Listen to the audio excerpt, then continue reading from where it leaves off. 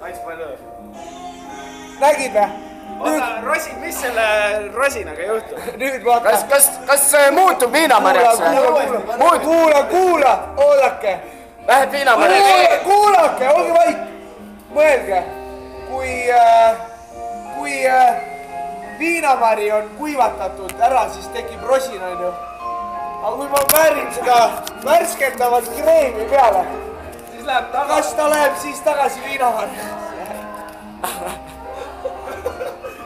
Aga sa saad Oota, näita noormees, näidake valguse käes. Lähi võte. vaata silma. Jumala võtsis. On küll. Olemas ja nüüd on meil viinamari. Tšeki viinamarja! Nüüd läheb üli. Räige hulk. Tšeki mu viina. Räige hulk.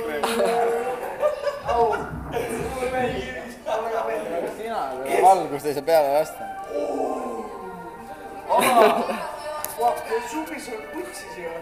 Supis ei teinud midagi.